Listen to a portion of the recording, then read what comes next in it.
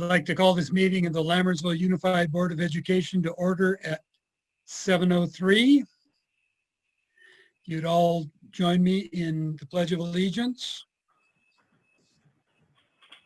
I pledge allegiance to the flag of the United States of America and to the republic for which it stands, one nation, under God, indivisible, with liberty and and justice justice for for all. all.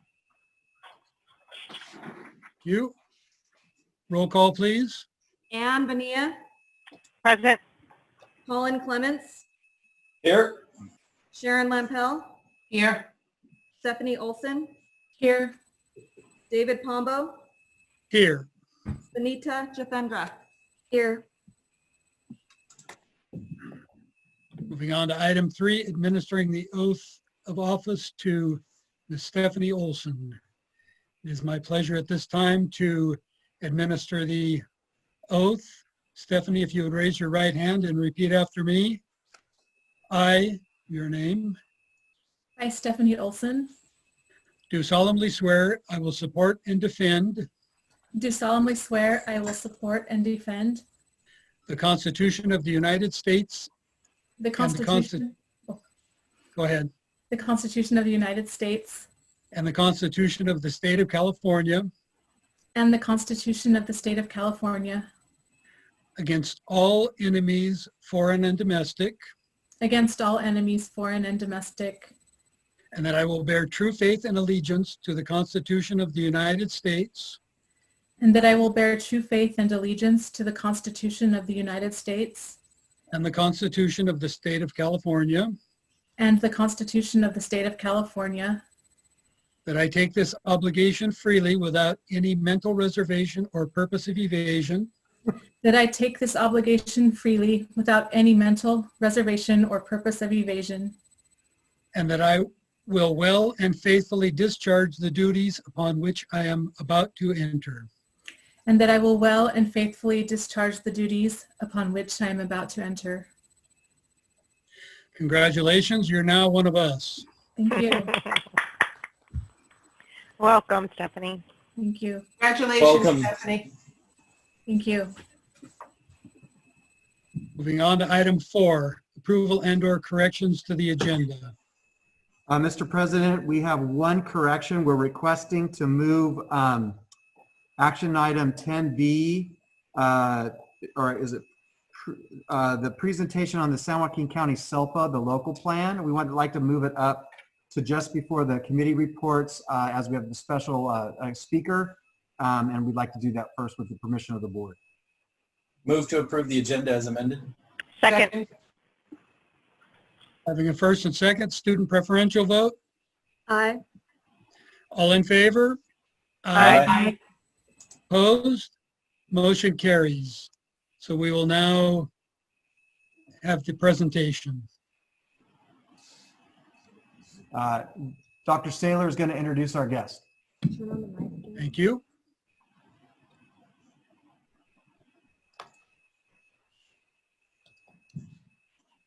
Good evening, Board President, Trustees, Dr. Nicklaus. I'm here to introduce Assistant Superintendent of the San Joaquin County SELPA, Ms. Brandy Bruni, who's going to present the local plan. Ms. Bruni. Good evening, Lambertsville trustees. As John mentioned, my name is Brandy Bruni, and I'm the Assistant Superintendent of Special Education and the SELPA Director, which is the Special Education Local Plan Area. And I'm here tonight to present to you the governance structure of the local plan, which is known as Form B of the local plan. I know it's in your packet and it's quite a lengthy document, so I'm going to hit the highlights for you for tonight. So just some background. Under the trailer bill language of the adopted budget in 2018, which is 1808, the governor required that all special education local plan areas develop a local plan that conformed to a template that would be provided by the CDE. The intention was to provide the public an opportunity to have uniform access across the state with a consistent form of how the local plan would be developed. In the past, every SELPA developed their local plan how they chose. And the requirement was to have this submitted to CDE by June 30th of 2020. But as we all know, this year has had many challenges. We haven't had a pandemic, and CDE was having some challenges in developing the template. So they have adjusted the timeline that the local plan for the governance structure needs to be submitted by June 30th of 2021. The local plan, we developed a committee in our San Joaquin County SELPA, which included a cross-representation of special education and general education, administrators and educators, and parent representation. We developed the local plan in a new format. We reviewed our current local plan, made changes, and made recommendations with all the required sections. The local plan has been reviewed at Council of Directors, which John Saylor, your Special Ed Director for Lamersville, is a member of, as well as our Community Advisory Committee, which is a committee of families and community members that come together to address the needs of special education in our SELPA. All of these meetings fell under the Brown Act, and the public was provided an opportunity to participate and comment. The local plan was then brought forward to the Governance Council, which is comprised of the 10 superintendents in our SELPA, including your Dr. Nicklaus, and it was approved on June 1st of 2020, and it was a unanimous approval. So what are some of the substantive changes? Our local plan for the San Joaquin County SELPA was last developed in 2006. We wanted to make sure that it was compatible to the local plan as well as the LCAP for template uniformity. There's a requirement that it is posted on the district, SELPA, and COE, the county office websites. And every 3 years, we will be doing this cycle of reviewing the local plan, which is a change. As I mentioned, our CAC reviewed our Section B, which is the governance structure, and have 30 days to provide input prior to the Governance Council approval. It was given to our CAC chair on April 10th, 2020 for that review. One other substantive change as part of the Ed Code was that no new single district SELPA can be created until after June 30th of 2024. As you know, we are a multi-district SELPA. We have 10 SELPAs in our SELPA. We have 10 districts in our SELPA. We do have some single district SELPAs in our county, with Lodi and Stockton Unified each being a single district SELPA. So,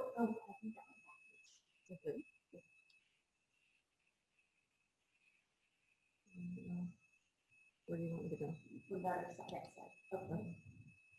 We did add policy to meet the requirements regarding adult students in jail who qualify for eligibility. And we have updated policies related to charters as part of our new local plan. There's been changes in the data reporting because in the past we used to report through CaseMIS for our special education data. And now all students are being reported through Hang on a second, Brandy, I'm sorry. The board can't see your, I forgot to do a step.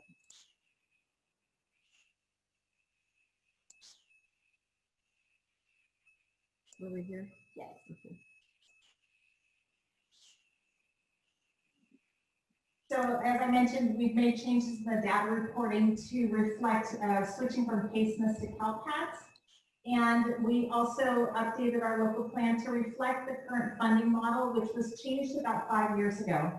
We've also made some updates to our low incidence procedures, which are our supports for our students with low incidence disabilities, which would be our deaf, blind, and severely orthopedically impaired students. So our next step. So I have been attending all of our wonderful board meetings of our districts in the last few months. So that is what I'm doing right now. So by June 30th of 2021, we need to have the governing board's approval and sent to CDE and posted on our SELPA and district websites. Until it's approved by CDE, which they have a deadline of June 30th, 2021, it's considered an interim plan. And then by June of 2024, we will have a 3-year review of our local plan. So I'm happy to take any questions you may have related to the documents.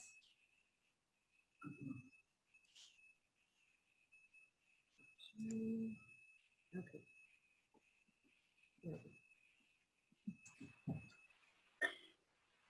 Nothing for me. Thank you. No questions. Well, thank you. Thank you.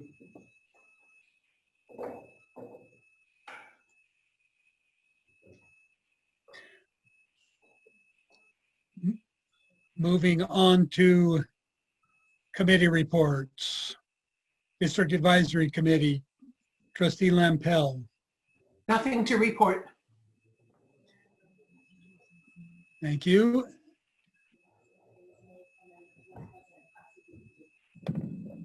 District, President, I have Yes, a sir. faux pas. I apologize. I've made a faux pas. That was an action item that was moved, not an information and discussion item. So we're required to have a vote on the presented information. So if we could go back to that item, that would be appreciated. all right. 10B. What letter was that? 10B. 10. 10.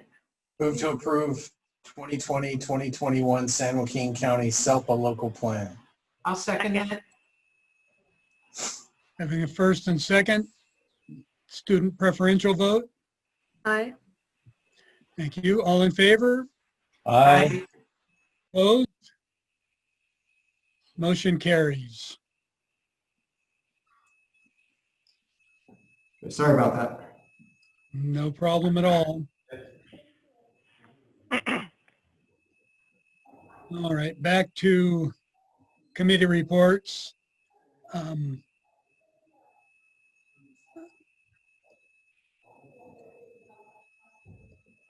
On the District Advisory Committee, Trustee Lampel had nothing to report. I would at this time like to say that Trustee Olson will be added to the District Advisory Committee in the future. And item B, District English Language Advisory Committee, Trustee Bonilla. Yes, our next meeting is on Thursday, January 21st, 2021. There's an error in the agenda, and it will be a virtual meeting at 6:30 p.m. Thank you. Education Committee, Trustee Olson will also be added to this committee in the future, and I have nothing to report. Item D, Facilities Committee, Trustee Clements. Our next meeting will be December 17th, which is tomorrow. It'll be a virtual meeting at 6:30 p.m. Thank you. Policy Committee, Trustee Bonilla. We have a second reading of some updated policies today, and there is nothing further to report. Thank you. Safety Committee. We had a safety meeting earlier today, and Trustee Lampel will be added as a committee member to the Safety Committee.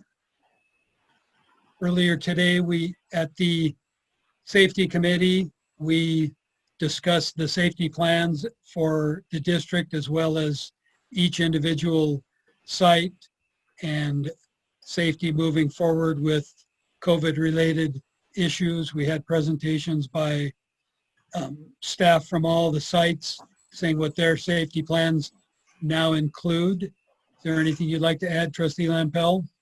Yeah, I'd just like to say, sitting in on that meeting for the first time, the level of professionalism and the detail in the reports was very impressive. We've got a phenomenal team working to consider the safety of our staff, students, and community. So kudos to them. Very true.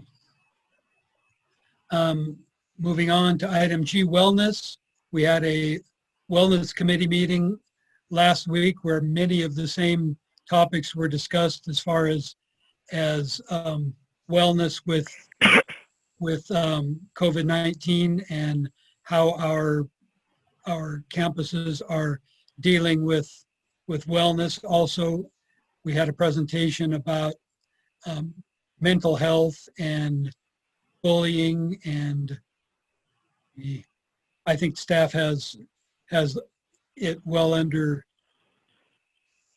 control, keeping those things at the forefront of our planning. Moving on to item 6, governing board reports. Madam Student Trustee. Yeah, so 2 weeks ago, I had the opportunity of attending the CSBA Student Board Representative Conference, and I just wanted to inform the board on what exactly was discussed there and what we talked about and did throughout the day. So during the conference, I was able to chat with student board representatives across the state, and we discussed issues at our schools that we wanted to bring more attention to. And the main thing that we brought up was the lack of discussion around inequity, whether it be racial inequity, gender inequity, and any other issue correlating with that. So as a collective group, we came up with the idea of starting something resembling equity panels, which is already established in schools in LA and around that area. So this is something that I hope to implement in next semester, because this semester is already over, so it's pretty hard to start it now. And yeah, so I will be working with leadership on that for the next semester. And we also spent a lot of time discussing mental health, especially since a lot of students have been feeling like their mental health has deteriorated since distance learning. And this is something that I wanted to address. So that's another thing that I feel like the panel should focus on. So that's what we mainly did during the conference. And as for school right now, it's finals week, as everyone basically knows. So to keep student morale up, leadership and ASB have been creating social media challenges and fun games just to help students get through these last few weeks of school and to make sure we all pull together and finish the year on a strong note. And to wrap up my report, I just want to congratulate the staff, the students, of course, and the board for completing our first official distance learning semester. And I hope we can continue these positive attitudes for the next semester. Thank you. And I would just like to say that I'm very impressed at the level of thought that you and your fellow student board members put into the discussions that you had. That's impressive. And if there's anything we can do to help you with your panel, please let us know. Yeah, of course. Thank you. Thank you. Our newest trustee, Trustee Olson. Thank you, President Pombo. I just want to say, first of all, I'm very grateful to be here with all of you, and I'm really grateful to be part of the governance team with you, and wanted to thank the board and Dr. Nicklaus for all the warm messages and welcome that I've received to make the transition very nice and easy. And if I might just take one small moment to also thank the people who supported me to get here, and especially my family who is allowing me to devote this time. I'm very grateful for that, because I'm really happy to be here and happy to serve. And I also attended the California School Board Association Annual Education Conference on December 3rd and 4th, as well as the pre-conference for new trustees. And the only criticism I have is that we couldn't be live and in person. It was great on Zoom and so informative and enlightening. And I also attended some courses on equity and find that to be a very important topic and learned some wonderful things. And I'm grateful that I had the opportunity to attend that conference, and it got me really excited about serving. And just to conclude, I wanted to let the board know that I did resign as Athletic Booster Club president because I did not want to create any perceived conflicts of interest for our governance team going forward. And as sad as that was, I know that I'll have opportunities to serve and volunteer for them in other minion type capacities. And that will be greatly appreciated by them and other organizations too, I'm sure. And that's all I have to report. Thank you. Trustee Bonilla. I also, excuse me, attended the California School Board Association conference, and I was excited to attend a couple of different sessions that had to do with mental health and wellness, and also with equity. and it was very informative, and I am very grateful to have been reelected to the board for another 4 years, and I look forward to serving our community. Thank you. Thank you. Trustee Lampel. You're on mute. I got it. So similar to the other trustees, I attended CSBA's annual education conference. I attended sessions concentrating on the governance strand. Some of the workshops included Brown Act, schools in the courts, COVID-19 FAQs for governing board members, and current issues impacting board policy. While we all like to be live at the conference, the major advantage to having the conference in a virtual format was that the sessions were repeated AM and PM, and they are available right now. I think through this Friday, they're available through the AEC app.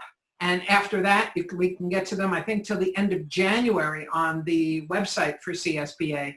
And I know I plan on checking a few of those because even with the duplication, there were still workshops that I just couldn't get to. So we can go back and watch them. I had an opportunity to do one site visit before we were forced to reverse to distance learning. I visited Lammersville Elementary. It was great to see the students in the classrooms, and the teachers and the kids were so happy, and I'm sure that everyone understands the safety reason for a return to distance learning. I also had the opportunity while I was there to visit the new warehouse, and I'm sure Jimmy LeGrand is very excited in his new digs. From the street, it looks like that thing is never going to be big enough for us, but when you go in, it's massive. There's lots of room in there, so it was nice to see one of our construction projects that we don't normally get to. And that is my report, Mr. President. Thank you. Trustee Clements. Thank you, Mr. President. First and foremost, I would like to welcome Stephanie Olson to the board. Congratulations. I'm really looking forward to working with you at least over the next course of the next 2 years. Like the rest of the school board, I did attend the CSBA conference. For the last several years, I have focused on special education and equity, and I did so again this year. And equity, I can say that conversations surrounding equity took a much different note after the pandemic, and included, of course, electronic, equity in the electronic age, and how we can help students, how we can avoid inequity or create equity in this electronic world of remote learning that's so difficult on our kids. And then, of course, how we can do that for special education. So it was very informative, but I confess to the board it was also very daunting to hear all the challenges and to know that the solutions, it's not like there's a magic banana that, oh, you just implement this and you're done. It's a challenge, and it's going to require some focus. That's it, Mr. President. Thank you. And I also attended the annual CSBA conference with the rest of the board. It was, as they mentioned, virtual this year. It was very different from past years, and it was virtual, so I could do it all from my couch or my desk or wherever I happened to be at the time. But I thought it was still very worthwhile. I attended sessions on COVID-19 FAQs for board members, community CTE partnerships, bullying and intervention system, and site-based mental wellness, along with the general sessions. And I found all of them very informative, and I look forward to talking with district staff about some of the ideas set forth in those sessions. I also was able to attend a virtual performance of the high school drama, 10 Ways to Survive in Quarantine, which I thought was both timely and impressive that the students and staff made a way to have drama even in these times of social distancing and the like. I also watched the drama performance from Altamont Elementary, North Pole Chronicles, which was very interesting as well. They did a really good job, and Mr. Lee was Mrs. Santa Claus. So if you have a chance to check out the performance, it is available on YouTube, and I think you can find it from, I think I maybe found the link from Facebook, but if any of you want the link, I can send it to you. That concludes my board report. Next up, item 7, receiving of public comments. Due to COVID-19 restrictions, in-person public comments are not possible at this time.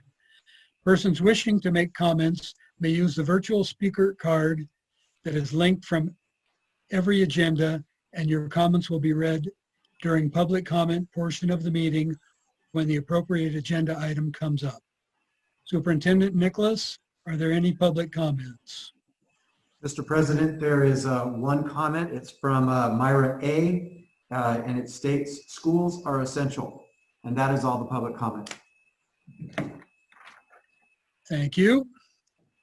Moving on to item 8, consent items, governing board minutes, contracts under $50,000, ratification of budget revisions from 10/1/2020 to 11/30/2020, and warrant list from 10/28/2020 to 11/30/2020, ratification of new hires, ratification of resignations, updated 2020-2021 fundraisers, ratification of appointment of facilities community member Andrea Gimlich, and declaration for surplus materials textbooks, and acceptance of donations, $400 from worth of Echo Dots from Myra Azrade to assist Lammersville Elementary School students with logging on to virtual meetings on time, and $3,000 worth of school supplies donated from Walmart and coordinated by Amanda and Daniel Everett. The supplies were distributed to all school sites.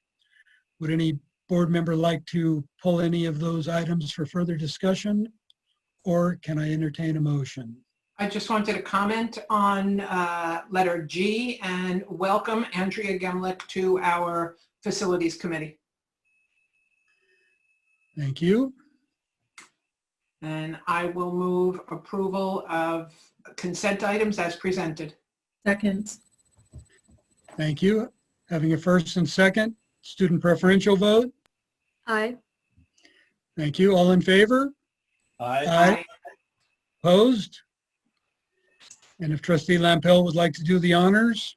Certainly. So we would like to welcome Andrea Garcia, an IT Tech 2, Yuping He, a food service worker, Brianne Kelly, IT Technician 2, Elizabeth Neary, Instructional Aide, and Maria Ricablanca, English teacher. Welcome to our Lammersville family. Welcome.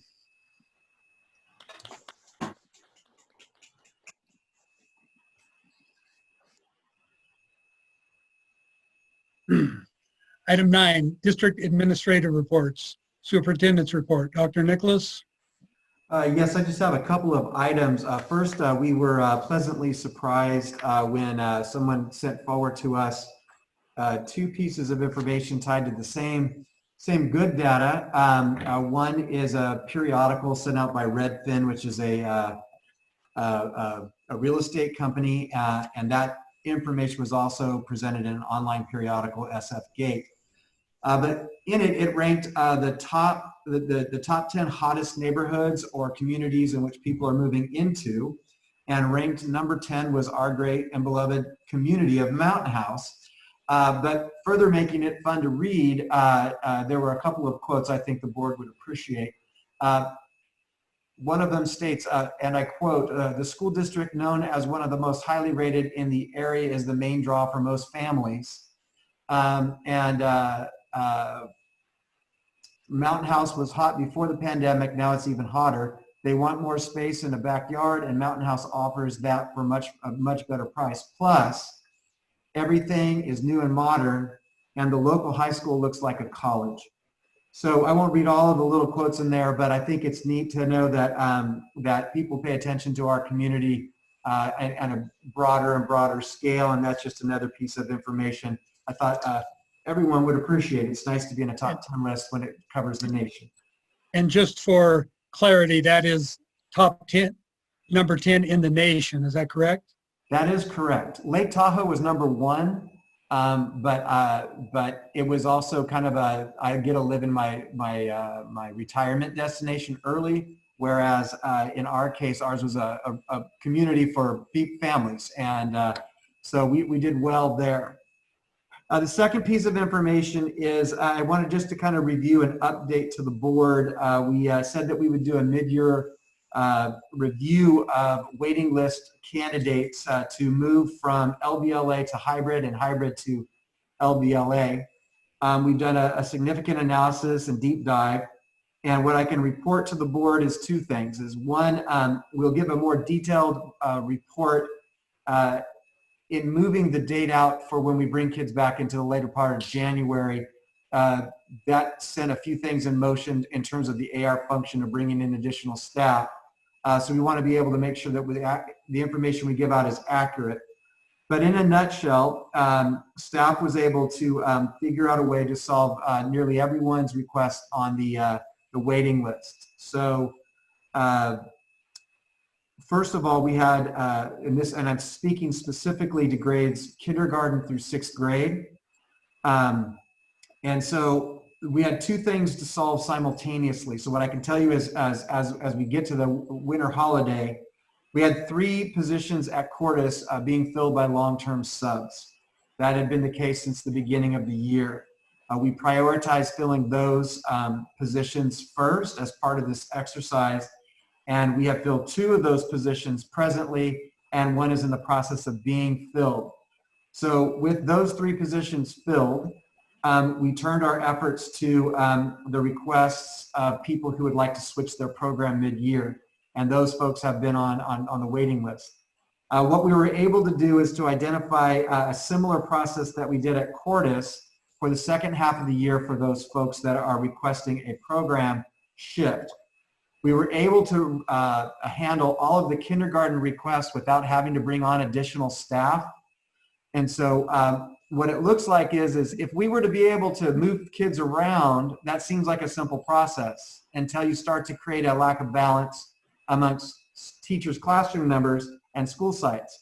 And that might require that you move some kids around, move a teacher around, unbalance a couple of other classrooms, and on a particular school site or multiple school sites, move kids around. Our greatest concern is that the solve was going to be worse than the problem. But with Mr. Harrison's leadership and Irene Busuttil's efforts, we were able to solve kindergarten without having to consider bringing on additional staff. And what that allowed us to do then is to look at the waiting list grades first grade through 6th grade. And with the use of a similar strategy, we use it for Cordis for the first semester with long-term subs. We will be able to, for the people that are currently on the waiting list, be able to meet those requests. There might be a couple here and there at the end.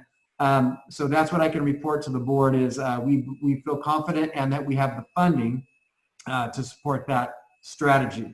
And I want to say that this is being done with the hold harmless restrictions, and which makes this this exercise significantly more difficult.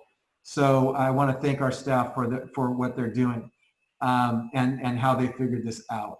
The other thing is that we plan to bring kind of how it all turned out to the January 20th meeting, which is our next board meeting, with an update on how it turned out. But we promised that we would do the review. The review is currently being done, and for grades kindergarten through 6, we've solved the request. 7-8 hasn't technically come back. They're not going to come back till the 25th. We'd like a little bit of time to see how that lands. And so it's possible that we could fulfill more waiting list requests at 7-8, but we don't want to do that until we solve these staffing issues at first grade through 6th. And then finally, I want to, we made a very difficult decision to move from our slow rollout of our program back to the hybrid model. And the decision was made to move back to distance learning, a hiatus from what we were doing. And I want to be clear to the board and to the community that there were just simply too many cases coming from outside of our school sites onto our school sites. And those cases were coming from kids and adults alike. And there was no, in the contact tracing, there was no particular pattern. It was simply a lot of asymptomatic people were coming on campus. Someone in a family were getting sick and being asymptomatic, passing it on to a child. And the child would come and then not feel well. Had we not made that decision, staff tells me that we would have, over the 5 days since we've made that move, there's been a significant number more cases been reported. And so we would have had to, following just the guidelines from CDPH, we would have had to shut down multiple sites for surpassing 3 cases in a 14-day window. So I think we made, as we promised to be the tortoise, we made the prudent decision. It was clear where the data was going. It was better to do it sooner rather than later. But contract tracing, and this is an important point, has shown that we have not identified a on-site case transferring to an on-site person.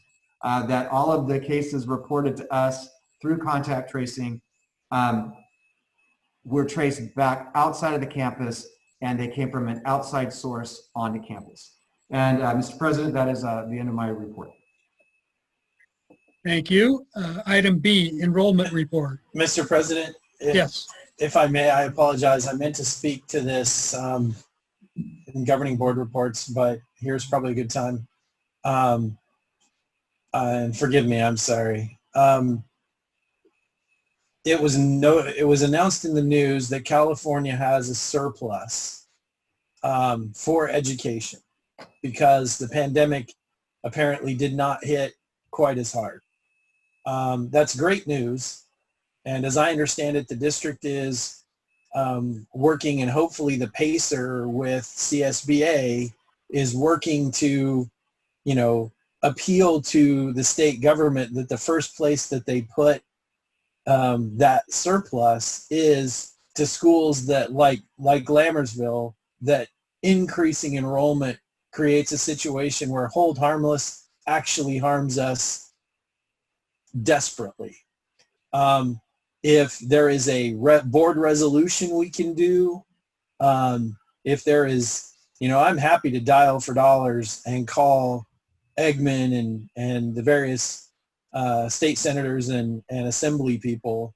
But I would just encourage the board to get involved and support the district in any way possible to make sure that that wrong is corrected at the top of the list with that surplus.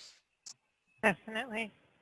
And I also wanted to just address something that Dr. Nicklaus said. I applaud you for looking at the LVLA wait list and getting as many kids as you can back in, getting them off the wait list and into LVLA. I know you said there were a few here and there, and I want to be clear to the public that we recognize that a few here and there is someone's child, and we want to do what's best for all the children in the district, balancing the needs of the district and the budget of the district, and that's not lost on us, that that's someone's child that didn't get off the wait list. But I understand that Superintendent Nicklaus is doing his very best to make sure that the needs of all the students and all the staff are met within the budgetary constraints that we're facing. And Mr. President, if it's okay, I can give an update briefly on the hold harmless battle that's happening presently, if that's what you guys would like. Of course. Yes, please. So we have been actively pursuing the hold harmless payback since we heard about the budget. And so if everyone recalls, in January, there was a projected $54 billion California deficit. That was part of the inspiration for Hold Harmless. We were also told earlier on from the county budget office to prepare for the absolute worst, which is up to a 14% cut in next year's budget. So we've been dealing with Hold Harmless and the preparations for a catastrophic cut to our budget. 14% would be unbelievable. And at the same time, trying to figure out what we needed to do. So since the tax rolls have come in and they have better information, there is a significant more amount of money than they projected, and it's certainly not a $54 billion deficit. We've been prepared and told to prepare for a zero COLA next year, which is terrible news unless you're facing a 14% cut. That sounds pretty dang good. So what we've been doing is, the second we knew that there was a big pile of one-time money coming into the state, we've reached out to all of the people in organizations. So we've spoken to Dennis Myers, who's a lead for CSBA, who's speaking with people operating and putting together the budget. I've interacted with Wes Smith, the president of AXA, and Trustee Balzerini's last act as a board member was to get us access to Susan Eggman's office, and recently elected Carlos Villadoudois, and meetings are being set up to advocate for their support for Hold Harmless paybacks. And then we've reached out again to our friends at the County Office of Ed, the finance department that works with the California State Finance Department, and through Superintendent Musalemas, whose organization, SECESA, is also doing it. So we have AXA, CSBA, SECESA, County Department of Finance, and our local elected officials. And we intend to win that battle. I can't guarantee it, but if it can be done, we have a lot of support behind us with the work that we're doing. And that's my update. I have a couple of questions following up on your update. I'm reading a lot of articles around the nation of students who are just lost. The district doesn't know what happened to them. You might not have the answer there. Do we have any kids that are, quote, lost, that just never showed up and we don't know where they went? And if you don't know offhand, you can get back to us on that. Across the room glance at Mr. Harrison, it does not appear that that is the case. Excellent. We can double check tomorrow.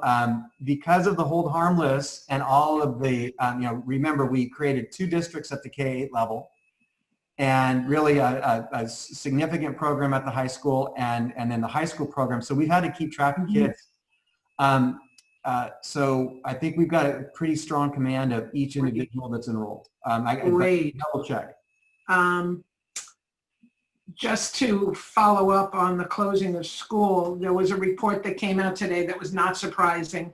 That this surge that we're going through right now is absolutely a direct result of people gathering over Thanksgiving. I just had to say that. I haven't left my house in over a week. I'm healthy. But people need to do something to help us out here. There's also a report out of South Korea, and we'll see if it gets any legs. They're saying that the 6 feet recommendation doesn't do anything. It really needs to be 20 feet. And 15 minutes of exposure doesn't mean anything either. It needs to be 0 minutes, because somebody could express a particle, the absolute second they walk into a room. So doing a lot of reading. So I'm saying all these things to support that we made the right decision in going back to distance learning, even though we know it's not the best for kids, but it's keeping our staff and kids healthy, helping to keep our staff and kids healthy. Well, as I've often said, there are no good answers, only better answers. And I think we made the best decision that we could for the health and safety of our staff and students. So Yes, I agree. I agree, especially in light of reading that the San Joaquin Valley has 0% capacity in their ICUs currently. I think that the decision was very well made, and I would like to say that I appreciate all of the staff and faculty and the efforts our district made to keep students safe while they were at school. as a parent of a daughter who was in the hybrid first grade class, I knew that when she was at school, all the precautions were being taken while she was there. So I do appreciate their efforts on that end. Yeah, I agree. I believe that our staff district-wide did a phenomenal job of health and safety of our students while they were on campus. The problem is we can't keep COVID out of our campuses in the first place. So it's just, you know, it can turn into a losing battle if we allow it to. Moving on to item B, enrollment report. Dr. Nicklaus? Yes, we have 6,383 students enrolled, and I believe 44 in the queue in the process of enrollment. Thank you. Item C, district maintenance and operations report.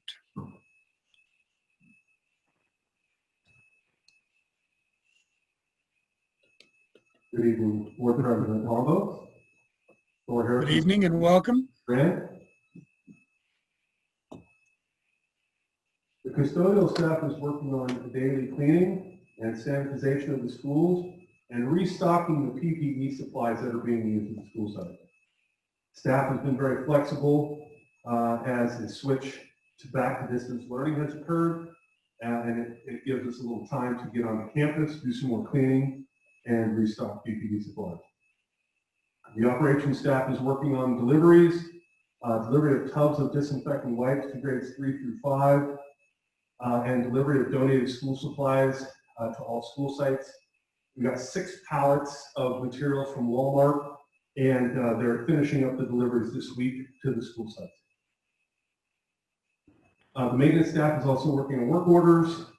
A number of them are issues with doors. On Monday, we shut off the irrigation systems to the district for the winter. The plan is that the sprinklers stay off until spring. Hopefully they can remain off until April or even May, depending on the weather and the rain that we get. Yesterday, the operations team picked up our third allotment of PPE from the San Joaquin County Office of Education. We received about 2,000 small youth masks and about 10,000 medium large masks. We have a lot of face coverings stored in our warehouse at this juncture. Also yesterday, Mr. LeGrand talked with Forefront Power about our solar projects. He and I both have a Zoom call on Friday to talk to project managers. We're going to have a Zoom meeting with the reps from MID in about 2 weeks to talk about interconnectivity between our systems and the power company. From Jimmy's experience, this is generally one of the big hurdles to overcome when installing solar, but we are off to a positive start so far. James attended the safety committee meeting this afternoon. He will attend the facilities committee meeting tomorrow night.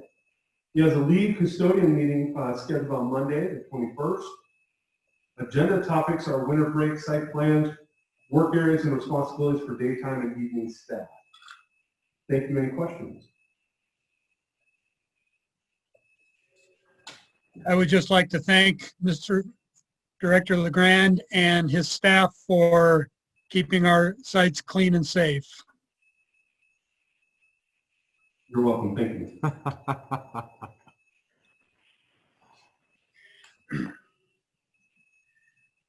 Anything further from the board?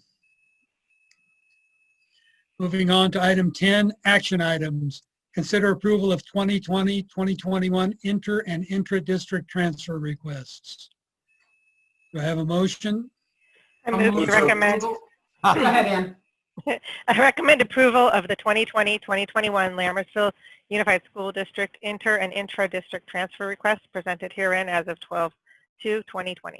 And I think I'll second that. Fabulous. Very well. Having it first and second, student preferential vote. Aye. All in favor? Aye. Aye. Opposed? Motion carries. Item B, consider approval of the We did that. 2020. Oh, you are correct. Thank you. Item C, consider approval of the 2020-2021-22. Let me start over. Consider approval of the 2021-2022 budget development calendar. Staff report. Yes, this is an annual requirement, and we brought it forward for approval. I'll move for approval of the 2021-2022 Budget Development Calendar as presented. Second. Are there any questions or comments by the board? No. Having a first and second, student preferential vote. Aye. All in favor? Aye. Item passes. Moving on to item D, consider approval of the 2019-2020 Annual Developer Fee Report. Staff report. Yes, this is an annual requirement, and it gives information based on our income and expenses over a 5-year period. I recommend approval of the 2019-2020 Annual Developer Fee Report. I'll second. Having a first and second, student preferential vote. Aye. All in favor? Aye. Opposed? Motion carries. Item E, consider approval of the Stormwater Treatment System Access and Maintenance Agreement with Mountain House Community Services District. Staff report. This is a required agreement as well. The SWIPI is make sure that we're being responsible with rainwater. Questions or comments by the board? Move to Item no- approve the Stormwater Treatment System Access and Maintenance Agreement with Mountain House Community Services District. I'll second. Having a first and second, student preferential vote. Aye. Thank you. All in favor? Aye. Aye. Opposed? Motion carries. Item F, consider approval of first interim financial report for the 2020-2021 school year. Staff report. Yeah, this is one of the important financial documents that we put out every year. I want to thank Assistant Superintendent Gloria Grijalva and her team. This says that we can afford our current budget and the 2 out-year budgets. So we, with pride, say we strongly recommend approval. I'd just like to say thank you, as we always do, for that interim component sheet, which made that very lengthy document digestible. Indeed. And I would like to further thank staff for always having answers to all our questions and keeping us on the right track financially. Do I have a motion? Okay, I guess it's me and Ann tonight. I'll move for approval of the first interim financial report for the 2020-2021 school year. I'll second. I'm hanging back to try to let Stephanie have some. That's You got to okay. jump in there, Stephanie. I know, I'm trying to look at 2 screens. It's kind of hard. Yes, it'll take some getting used to. Having a first and second, student preferential vote. Aye. All in favor? Aye. Opposed? Motion carries. Item G, consider approval of proposed new courses at Mountain House High School to begin offering in the 2021-2022 school year. Staff report. Yes, items G and H are we're going through a process of review of the high school courses and our process to get approved courses through all the functions that are required. The G represents our new standard, and we want to thank Assistant Superintendent Sherburne for spearheading this effort. These are 4 courses, and she has a short PowerPoint to explain the process that goes along with what we're trying to do to make sure we have a process in place that'll take us from 6,400 kids to 9,400 kids. Thank you. It's nice to see us expanding our curriculum to meet the interest and needs of our students. Mm-hmm. I agree. Good evening, Mr. President, Dr. Nicklaus, trustees. Thanks so much for having me here tonight. It's my pleasure to share with you the process that we have put together. I think my PowerPoint is coming up. It's just a short presentation. This presentation was also shared with the Education Committee in early November, I believe it was. So essentially what we have is we have three different types of course outlines. We have course outlines that are developed through the rigorous curriculum design process, or RCD. And we have courses that are based just on adopted curriculum. We pull out those units that are built into the curriculum and the assignments that are built into the curriculum, and those become our course outline. And you can see the courses for which we've adopted curriculum already, and that has been board approved listed there. And then we have advanced placement courses, and those courses are based on the advanced placement course outlines that are produced by the college board. So for those courses, we really have no say in what those courses are designed and look like. They are clearly outlined for us, including identifying the text and materials that are to be used in order to prepare students for those AP exams.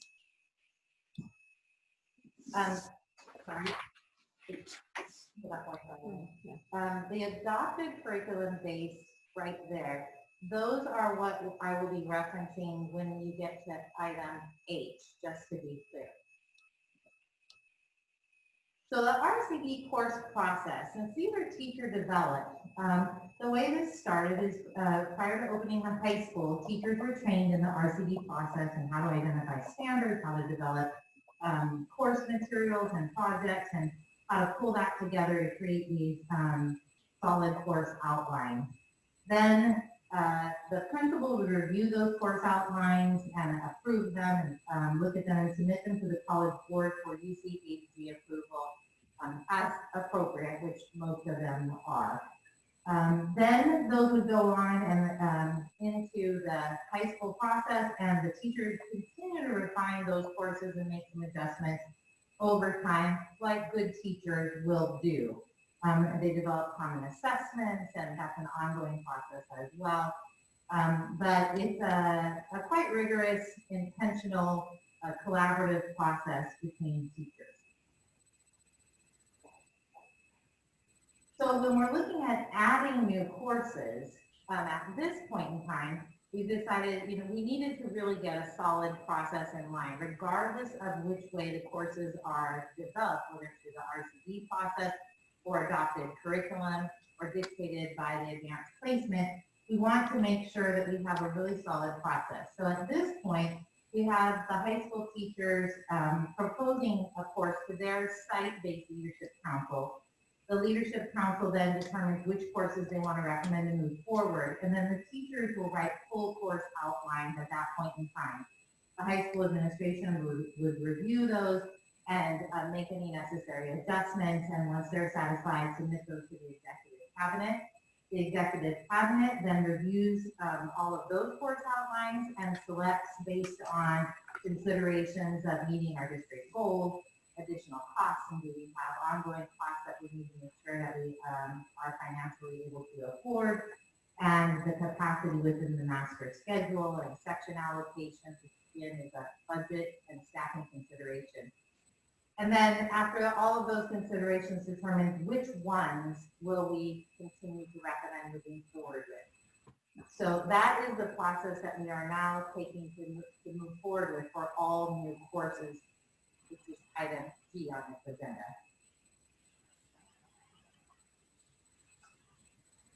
So those 4 courses that have been recommended this year are the Chinese 2 course, which is an adopted curriculum out of the world language course. Chinese 1 is currently in place this year, so Chinese 2 would be building on that for next year.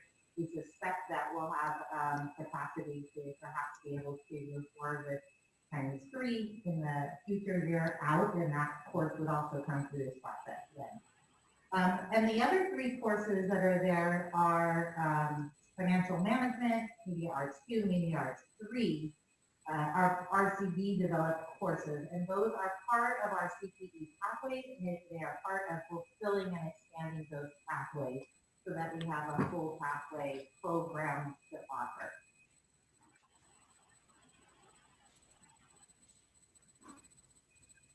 So that concludes the presentation on the process that we've gone through and what we're looking at in order to now fully have a revamped process for how we adopt courses.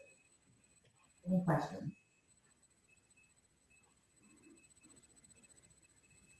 Thank you very much. Thank you very much. Thank you, and all the staff that put time into bringing this forward to the board. Thank you. So I'll take the opportunity to move for approval of the proposed new courses at Mountain House High School to begin offering in the 2021-2022 school year.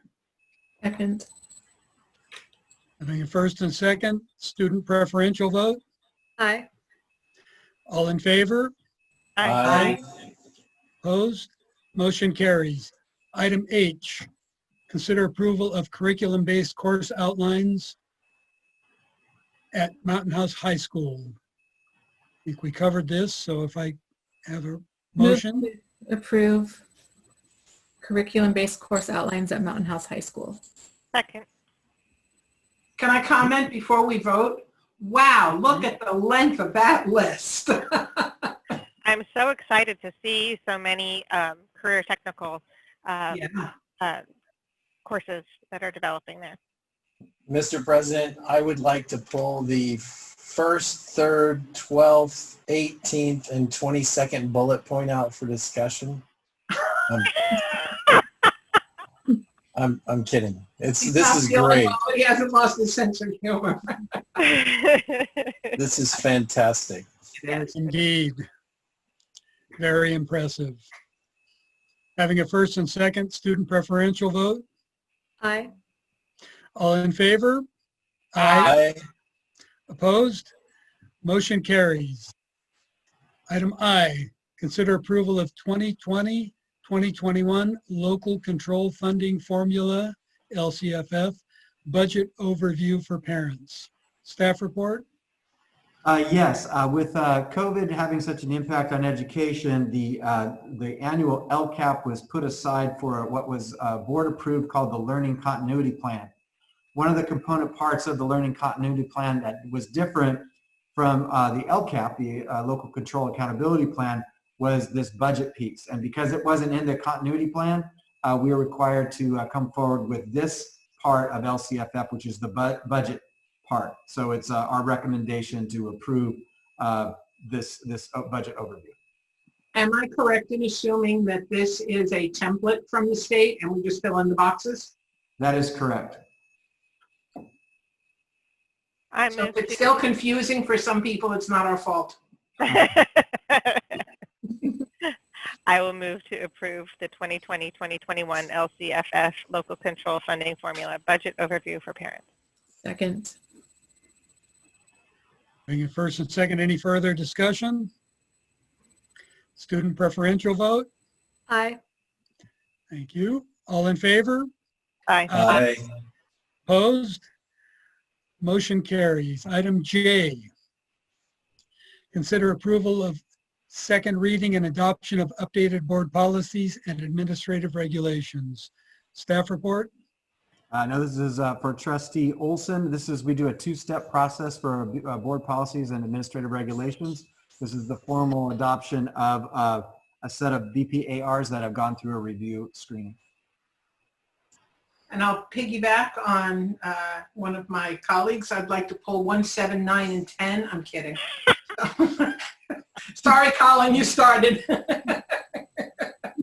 Just for clarification, a number of these were pulled from the item for further work, and they will be coming forward at a future board meeting, correct, Superintendent Nicklaus? That is correct. And for the public, that's because the laws keep changing. That is also correct. Do I have a motion? I'll move to approve the updated board policies and administrative regulations listed in the board agenda. Second. Having a first and second, student preferential vote? Thank you. All in favor? Aye. Opposed? Motion carries. And Sunita, we saw you aye, even though we couldn't hear you. We're good lip readers now. It's kind of the fish move. Moving on to item 11, information and discussion items. Item A, student performance data, Senate Bill 98, learning loss mitigation. Staff report. Yes, Assistant Superintendent Sherburne's going to present some data here in a moment.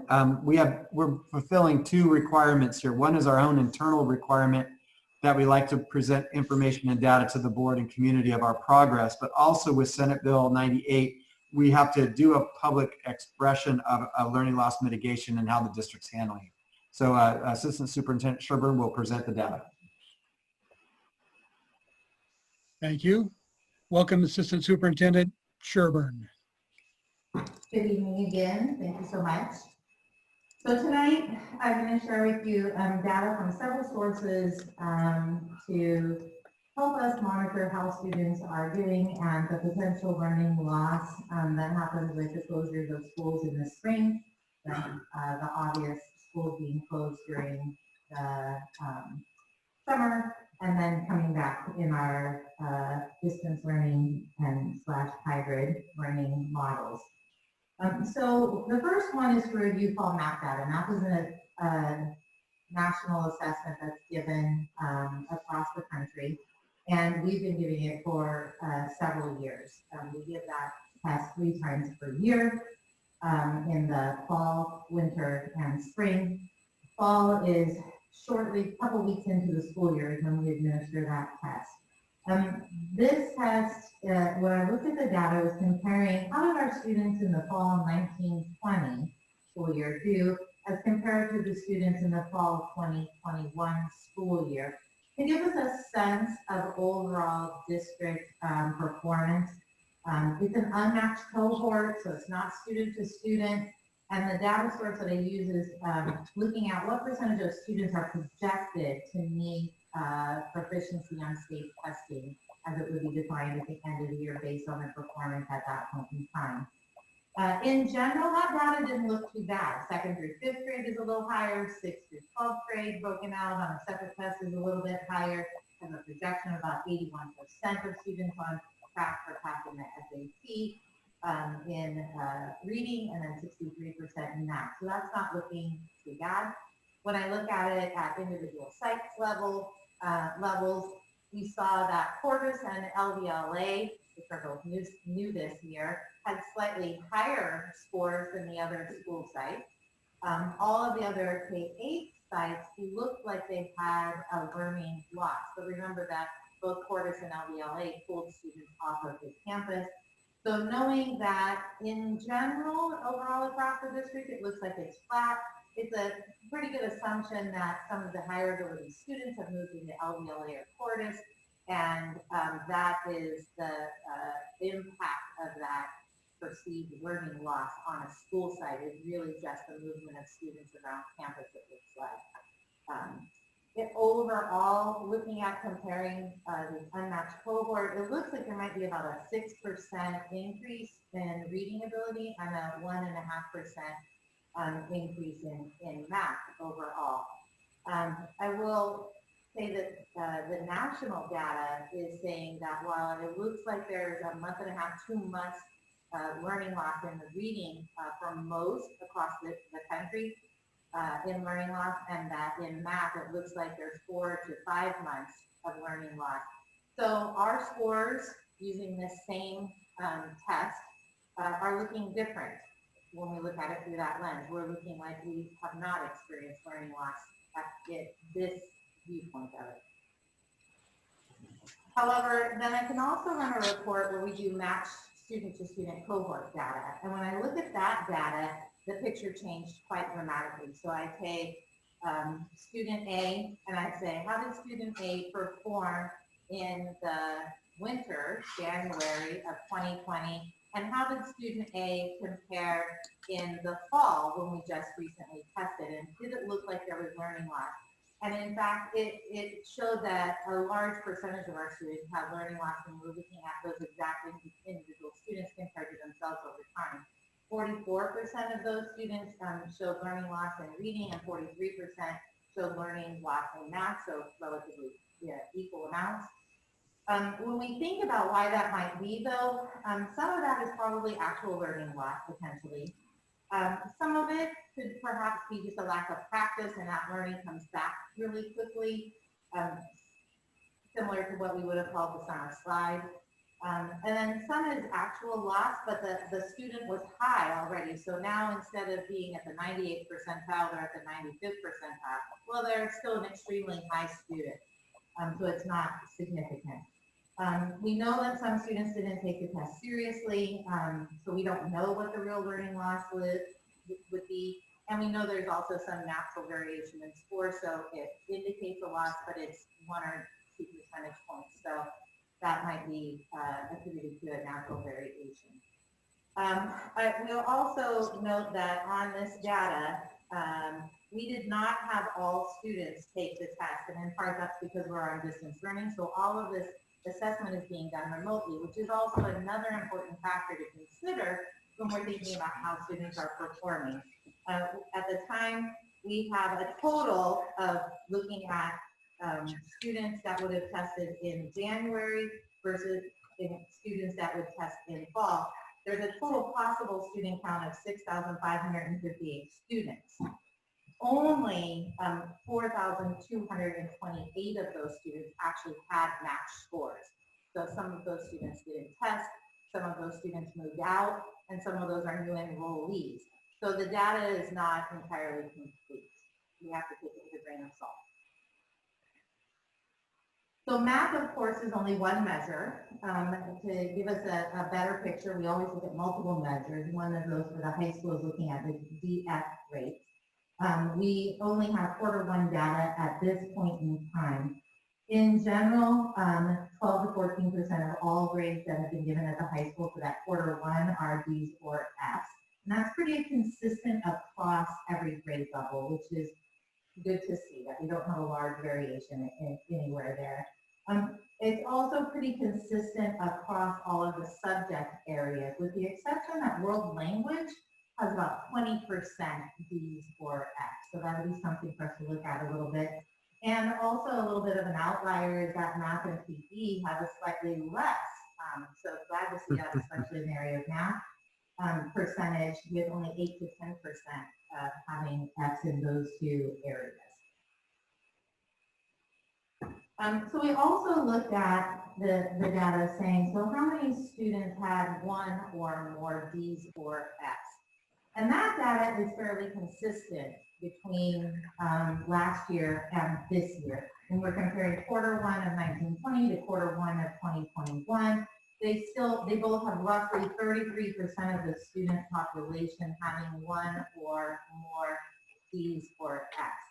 So not a statistic that we are pleased with, something that needs to change, but it doesn't indicate a significant difference during the pandemic. We also looked at, how many D's or F's? What's the percentage of students who had 1 D or F? The percentage of students with 2 D's or F's? So again, comparing what did that look like for the 1920 year and the 2021 school year. The unfortunate trend that we're seeing right now is that there's an increase in students who have more than 1 D or F. So knowing that fewer students, or relatively the same number of students had D's or F's, the number of students who have multiple D's and F's are growing right now.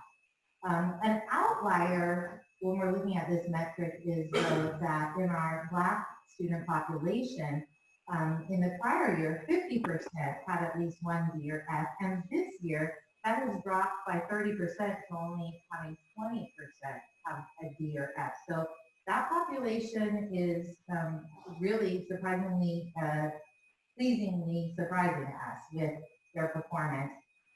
Conversely, grades for Asian Indian, Asian, Vietnamese, American Indian, and Laotian students all have significant increases in looking at the percentage of D's or F's for that ethnicity in 1920 versus the percentage of B's or F's they have this year.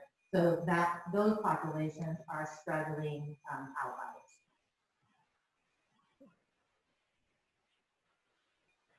outliers. When we look at that, so as a reminder, we have roughly 12 to 14% of the grades across the high school are a D or an F. We wanted to look at that by subpopulation as well, the significant subpopulations that we continue to monitor. And unfortunately, all of our significant subpopulations have grown in the numbers of B's or F's that they have. 24% for English learners, 22% for socioeconomically disadvantaged, 34% for our special education population, and 21% respectively for Black and Hispanic populations. So we continue to have a gap there. So what about the K-8s? One of the metrics that we use there is we have our district common math benchmark assessments for 2nd through 8th grade that we use when we look at it. In general, most of the grade levels are showing slightly less proficiency in math right now. 7th and 8th grade are most significantly, even 6th grade slipping and have a difference between the prior year of 1920. They're about 20% less proficient. So as the rigor increases with each grade level, we tend to show less proficiency in math. Students are really struggling in that area. And then the picture is really about the same for our Black English learner and special ed populations. They're all continuing to struggle with about 20% less proficiency as well. For our youngest students, learning to read is a real indicator of their future success in life. So we monitor that quite closely. When we look at this information, we presently have about 55% at trimester 1 who would be scoring in either of those two greens, which would be at or above considered proficient. Overall, that is about 28% less than what we had had in the prior year. So our teaching our youngest students to read is definitely far more challenging. Our Black students, we have about 11% less proficiency, and English learners are holding their own with only 3% less proficiency than the prior year.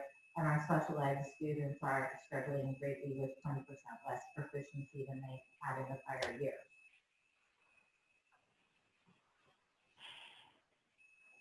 So overall, in the 1920 school year, we had an 83% proficiency compared to the 55% proficiency right now for the K-2 range overall.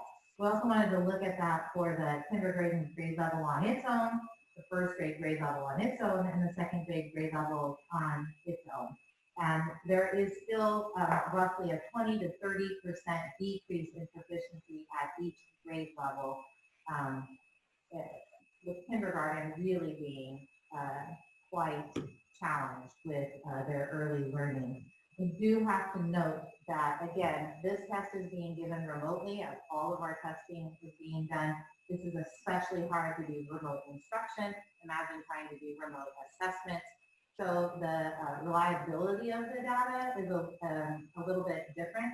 We also had to change the type of assessment that we were using in order to be able to get that remote assessment in and then correlate that to the previous assessment, the DRA. So there may be slight variability there in the data as well. For English language arts for 3rd through 6th grade, we give common assessments out of the benchmark education curriculum that we have. Here the news looks a little bit better. Overall, they're scoring roughly the same, even slightly better in some areas, with the exception of 4th grade, where they're scoring slightly lower. Historically, our biggest areas of need is informational text and language grammar strands. So that remains consistent for this year as well. And with the 7th and 8th grade in English language arts, we have district developed assessments out of the curriculum unit assessments from collections, their curriculum. 7th and 8th grade score proficiencies are reported there where the red arrows are. You can see roughly 61% proficiency in 7th grade, and 44% in 8th grade. So 8th grade, we have remarkably different scores than we've had in the prior year. If you look at each of our subpopulations below that, differential is 20% or more different from the overall population, which is quite concerning, especially looking at our English learners and our special ed populations. English learners even underperforming special ed challenge students. So another area of concern to look at it. So what are the next steps? We reviewed all of this data in November of an administrative forum meeting with administrators. We talked about the impact of math and the analysis that needs to be done about what was the actual learning loss when they're looking at those students, which students came back already and it was just lack of practice, which students didn't take the test seriously, those kinds of things. So they went back and they did analysis student by student, met with teachers, they had parent conferences, they had data meetings at their sites reviewing overall data and individual student data, individual teacher, aggregate data, and talked about what their next steps are going to be. They talked with those parents and students about their assessments and their learning and their assignments and their grades and how they could create a plan to help get students back on track. They have revised their interventions and success period. They're continuing to adjust that to try and better meet student needs. And then we're now in the beginning of taking our winter math testing. We think that the winter math testing window will give us a much truer picture because students have been back in school as to what learning has come back and how students are really performing. Again, it is very challenging delivering that assessment remotely. Sometimes we cannot get students to the test and show up, but we're going to give it our best, and that data will really give us a true picture that we will continue to work on. And of course, as always, we continue to deliver professional development and coaching support. Our coaches have amazing relationships with the teachers at the school sites, and the phone and the Zoom meetings and the emails are just off the hook. So we're really grateful that teachers are reaching out and we're continuing to collaborate and work to support them. Any questions? I know that's a lot of information. Yeah, I have a couple of things.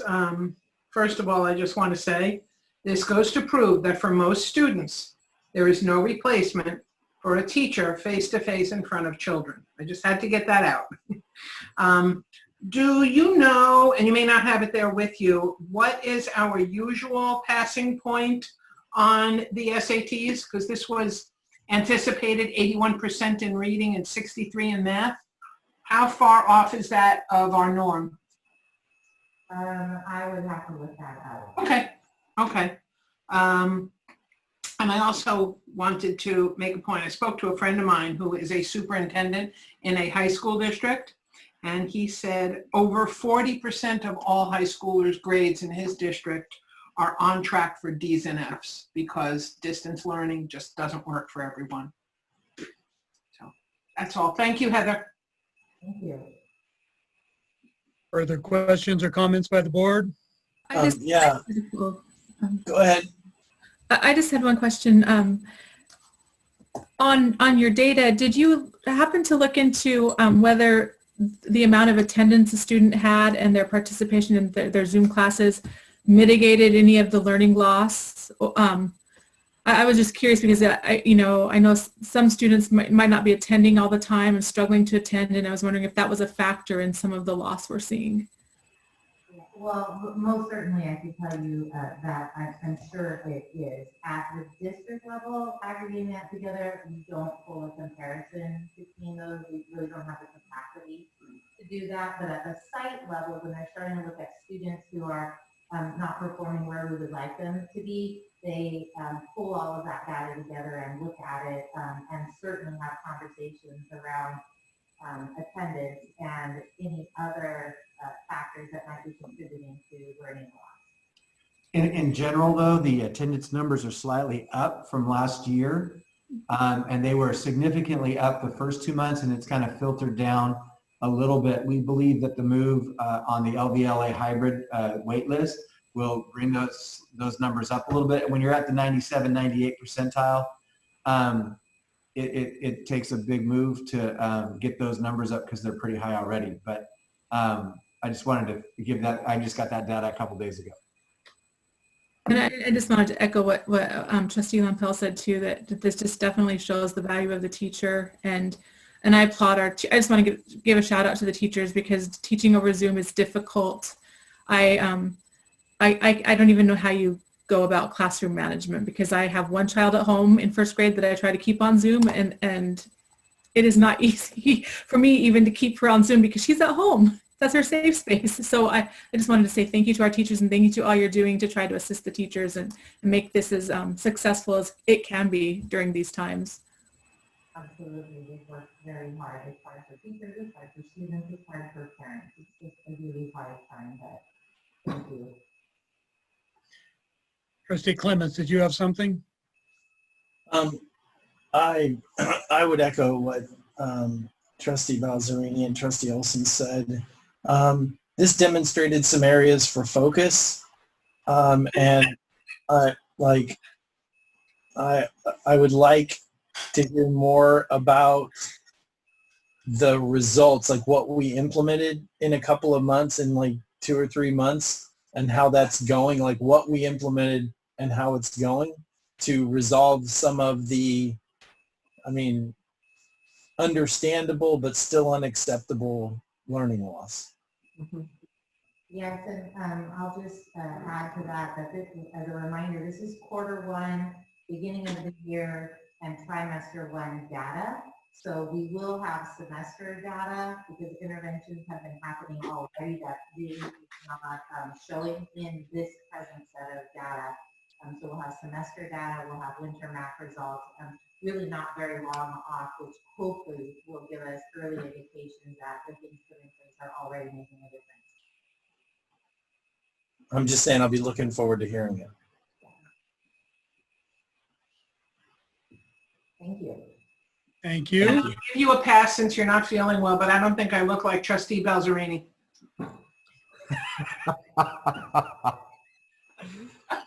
I don't realize what you said, Colin, do you? Did I actually say that? Yes, Oh my gosh. Trustee But you said Balzerini. pass because you're not Olson. feeling well. Yes. I've got a fever. I am sorry, guys. It's just Well- COVID brain. Don't worry. It happens. And we can just thank you for a chuckle. Yes. There you go. Damn. And you do look a little bit like Trustee Balzerini, by the way. You don't get a pass. Moving on to item B, Board Governance Handbook Draft. Staff report? Yes, in 2018, we went through an exercise, an all-day Saturday workshop with a facilitation from a CSBA lead who just took a sampling of a board handbook, which are in essence just a well-intended organizational structure for how a board intends to interact with itself and the community and the school district. One of the things that I think separates this district from the rest is a historic, high-functioning board, and it's the kind of commitments that this board and previous boards have made that and how they engage and think and address the needs and interests of the district and community that makes it stand out. So the board governance handbook draft had not been reviewed since we did that workshop. And so it seemed like a good time with a new board trustee member Olson coming on board to review that document and give the board an opportunity to provide feedback or ask questions. And it's a good time to review what makes us stand out. And I think the tenets that are in there are very strong and positive. But we are looking for any feedback from the board or board members on this document so we can make it who we are and what we do. So if I could jump in, looking at this, I went online and did very, very brief research into what governance handbooks might look like in other districts. And you can tell that the template comes from CSBA, just like our board policies. They look very similar. So in reading the agenda item, it said that, what did it say? That the yellow, many portions were highlighted in yellow by the CSBA consultant to emphasize areas for feedback. So I don't know how much time the other board members had to take a look at this document. There's an awful lot in yellow. There was a lot of yellow. There was a lot of yellow. And I started making some suggestions. I started writing down notes, and I'm like, I'm never going to get through all of this. So I do have a suggestion. Options. Maybe a board subcommittee of 2 people getting together to go through. Some of the ideas they're excellent. Maybe the language just needs to be professionalized and we can use some assistance from the district. And maybe have a second reading, not a final approval at the next meeting, because there's a lot here to review. Just my initial thoughts opening it up. I agree, Sharon. I looked at that and I thought that we could spend a good 2 hours going over all of the yellow, and we don't have 2 hours tonight. I think either a committee of, 2, 3, however many people are interested in working on it, or dividing it up into sections so that different people worked on different sections might be another option. But yes, I agree. We need to do at least have a second read of it. Idea. I like that idea of breaking it into sections. Yeah. Yeah. I know at my, this would be maybe more time consuming, but I know at the CSBA pre-conference training, when they talked to us new trustees, they mentioned the governance handbook, and they said sometimes it's a good idea to have I can't remember what they called it, a thought session type meeting where you designate just the time solely for that. And so that's just another idea. I thought of that also. Is it time to have a board workshop on this? I mean, we could go that route. I also have lots of notes on it from a workshop that I went to.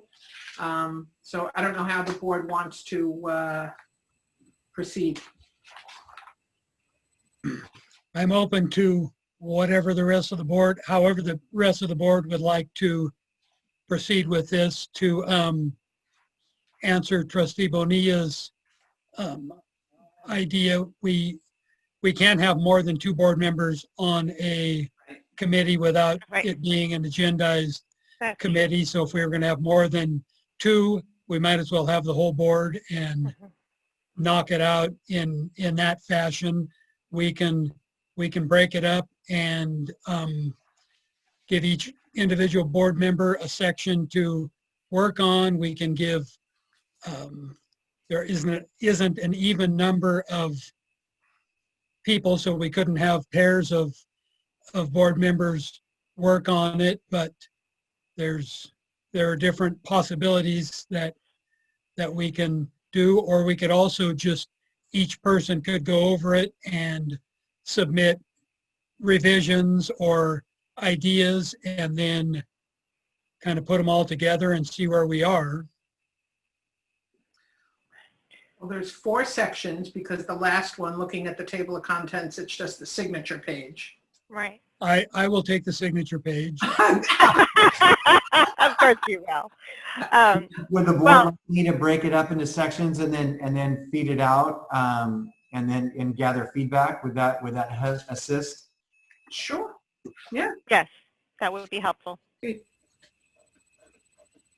Okay, so then what we'll do, if this is the board direction, is I'll break it up into 5 chunks, sans the signature page.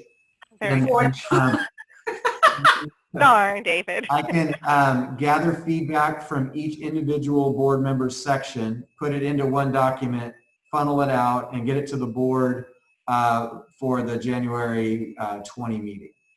You were fantastic. Info discussion item, for another info and discussion item. Yeah, and just so nobody needs to be assigned the table of contents, the whole section, if you guys would agree with me, that whole section at the top about when we went through this training and stuff, I think that whole section can go. I agree. Looked at some others and they didn't have anything like that. And it's so old that it doesn't really matter anymore. Right. Okay, we'll work on that. We'll get something out to the board in the next week or so. Okay, that's brought down the anxiety when I opened it, but oh my God.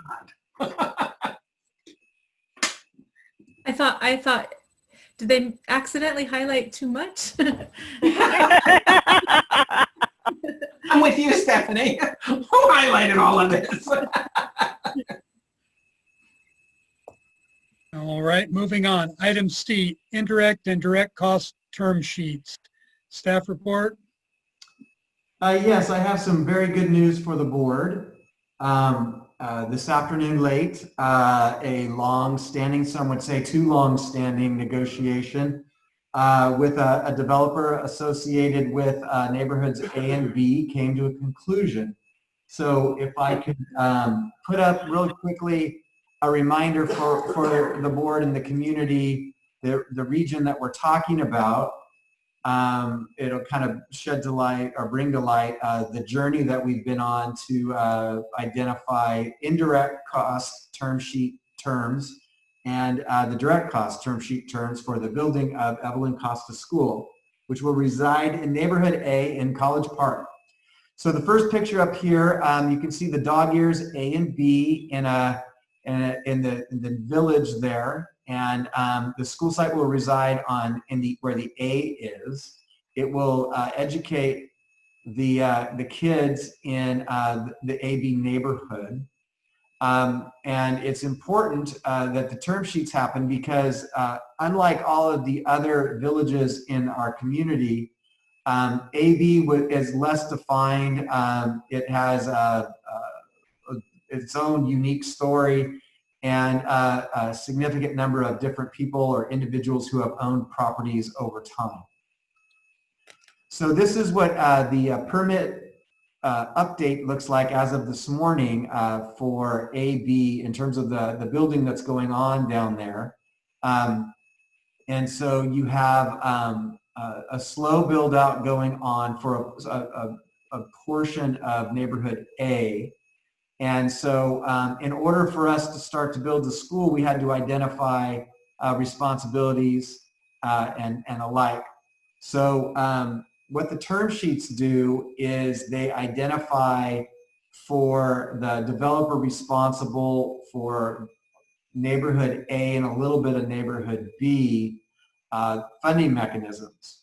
So the indirect cost term sheets, the indirect costs we call soft costs, pay for the architectural fees, the design, the ESA approval process, engineers who come in that check the soil and all of these utilities-based requirements to build the school. And in total, the cost for all of those folks to do that work is a little over $4 million. Through the indirect cost term sheet agreement, we were able to identify additional funds through that community facilities district. It's called 2019-1, and through a Melrose bond sale that the fees that we would generate, the terms of what the bond sale would generate is going to bring in $3.2 million, and additional fees coming from builders, the developer, and other sources will get us to our 4 million mark. And so there won't be any associated costs coming from the district, which in the past has come from rollover funds left over from previous projects. So that's very, very good news for us. On the direct cost term sheet, again associated with this community, is paying for the construction of the school. So because of the unique nature of neighborhoods A and B, a new developer is going to come in, and on the B portion of this village, we will have to go through a new negotiation to determine how the second phase of a two-phase construction of the school will be built and how it will be funded. So accordingly, the mitigation agreement defines the funds that come into to fund a K-8 school are going to come from two sources: Melrose taxes and state matching funds. Well, there is no existing current state bond that would fund the state matching funds portion of that. So we went through a long negotiation and we were able to identify the funds, which will come soon to the district, to pay for the first phase, or at least a portion of the first phase of the building of Evelyn Costa School. So simply put, when construction is ready, which will happen hopefully by March of 2022, we will have approximately $14 million for construction as a result of this direct cost term sheet negotiation, and an additional $16 million from Melrose bonds that are available on mapped and developed properties that you can see here on this picture to build the first phase of the school, which is estimated at $30 million. So I want to thank General Manager of MHI, or Mountain House Investors, Mr. Jerry Camilos, his attorneys, Brian Landgraf and Chuck Trainer. I'd like to thank our contract attorney, Tom Barth, and also the cooperation of the two builders down there that are doing the lion's share of the building, KHOB and Century Homes, and in particular, the president that oversees Century Homes project here, Nick Aronson. This is again, when you have a long negotiation, there's lots of ebbs and peaks, but this conclusion today is really what we were shooting for. And I have a picture of soon to be delivered to the district a check for the initial amount of payments for one of the fees to the tune of $353,000 from Mr. Camilos. So it is my pleasure to say to the board tonight that we got there. And so I've spoken to our architect, who's diligently designing the plan the board approved for Evelyn Costa School, and all of the complications that were in the way appear to be out of the way, and we'll be looking forward to a in-person groundbreaking, hopefully sometime later on at the end of the year. Next year, I guess I should say. And then finally, just real quick, so you can see the next slide is, this is what neighborhood C looks like. And the white space is the park in Hanson Elementary School. And the last little yellow spots you see there are the high density family homes that are being built in there in the form of duplexes. And those are almost finished out. And then in neighborhood D, you can see similar project. There's one last high density place. If you look at the upper left-hand corner, there's a giant rectangle. That's the high school site. If you go through that thin slice of green and get to the next rectangle, that still needs to be built out. But as I understand it, the Hanson high density is being built out right now. The D2, D4, which is where the arrow is now, is being built out, and that's going up very quickly. They're already putting the infrastructure in for a similar project in the Cuesta neighborhood. The one that we just pointed to earlier here south of the high school campus is, I believe, next, and then there's one in Altamont. So we have lots of homes that are going to be built here over the next year, 2 or 3. When you see the article that I presented in the superintendent's report, where we're a hot commodity in terms of the housing market, that indicates that we should anticipate and prepare for growth. Are there any questions? Wow. That's fast. Yeah. That's all I have to say. Congratulations. Yeah, on getting long time that coming. financing. Great work. Great work. Thank you. Thank you. And that is the indirect and direct cost term sheet update information item. Thank you. Before moving on, any questions or comments by the board? All right, moving on to item 12, calendar. Thursday, December 17th is the virtual facilities meeting at 6:30. Item B, Monday through Friday, December 21st through January 1st is winter break. District facilities will be closed. Item C, Wednesday, January 20th 2021 is the next governing board meeting at 7 p.m. Item D, Thursday, January 21st, is a virtual DLAC committee meeting at 6:30. Moving on to item 13, annual reorganization of the board. We will follow the format that we adopted last year. The reorg was moved to the end of the meeting. We will also dispense with seconding any nominations. Just a nomination is adequate. And at this time, I will ask for nominations for board president. I nominate David Pombo. I nominate Sharon Lampel. Further nominations? Thank you. All in favor of, Could I say something before we vote, David? yes, certainly. So, while President Pombo's doing an excellent job as board president, I wanted to point a couple of things out. I've been on the board for 8 years. I've been approached by various board members over those 8 years if I am interested in being president, and I always declined because I had a very time-consuming job, and I didn't think I could give the position the time and attention it required. Now that I'm retired, I have the time, I have the experience, I have the educational background. I also, in anticipation of this, the possibility, I attended the pre-conference workshop for board presidents. So I just wanted to do a little campaign. Very well.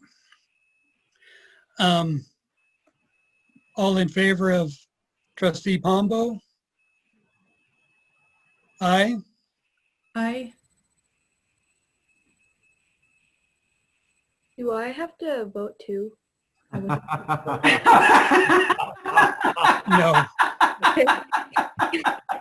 That would be an awkward thing for a student trustee.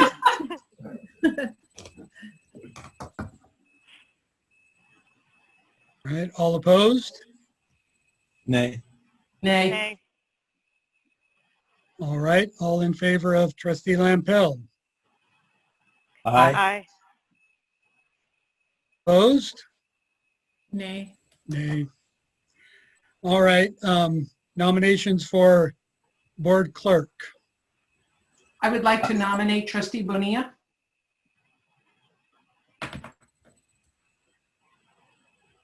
I'd like to nominate Colin Clements. Trustee Bonilla, do you accept the nomination? Yes, I do. I reject the nomination. Right, do we have any other nominations? I'd like to nominate Sanita also, but I don't think she qualifies. I think Sanita and Ann could do a great job together. Absolutely. Thank you for that nomination. All in favor of Trustee Bonilla? Aye. Aye. Aye. Opposed? All right. Nomination for representative to County Committee of District Representation. I nominate David Pombo. Is that currently you, David? Yes. Okay. Further nominations? All in favor? Aye. Aye. Opposed? All right. And then item 4, consider approval of appointing Dr. Kirk Nicklaus as secretary to the board. So Does that moved. require a nomination or a I think vote? Or is it a vote? It says consider approval, so I'm guessing we have move to approve Trustee or Superintendent Nicklaus as secretary to the board? Second. All right. Having a first and second, all in favor? Aye. Aye. Opposed? All right, we are done. Would you like to finish out the meeting, President Lampel? Thank you, and thank you to the rest of the board. So we already went through the calendar. So at this point, we are going to entertain a motion to adjourn to closed session where we will consider public employee discipline dismissal release complaint under Government Code 54957, conference with labor negotiators under Government Code 54957.6, consider approval of leave of absence for certificated employees, public employee appointment, and employment evaluation of the superintendent under Government Code 54357.6, and conference with real property negotiators under Government Code 54956.8. Do we have a motion? Move to adjourn to closed session. And a second? Second. All in favor? Aye. Aye. Aye. Opposed? We are in closed session. Bye, Sunita. Bye, Good luck Sunita. on Bye, your test. Sunita. Have a good Good night, holiday. Sunita. Enjoy your holiday.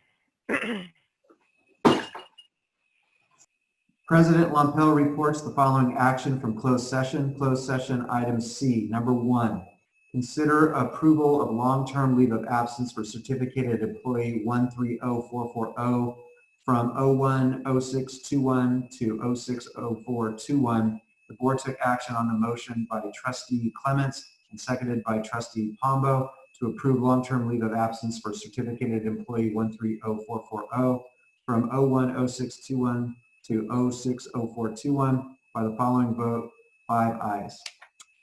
Number 2, consider approval of long-term leave of absence for certificated employee 130401 from 10/20/20 to 06/06/21. The board took action on a motion by Trustee Bonilla and seconded by Trustee Olson to approve long-term leave of absence for certificated employee 130401 from 10/20/20 to 06/04/21 by the following vote, 5 ayes. Move to adjourn. Second. For a second, all in favor? Aye. Aye. Opposed? Good night and happy holidays, everybody. Good night. Happy holidays. Get well soon, Good night. Colin.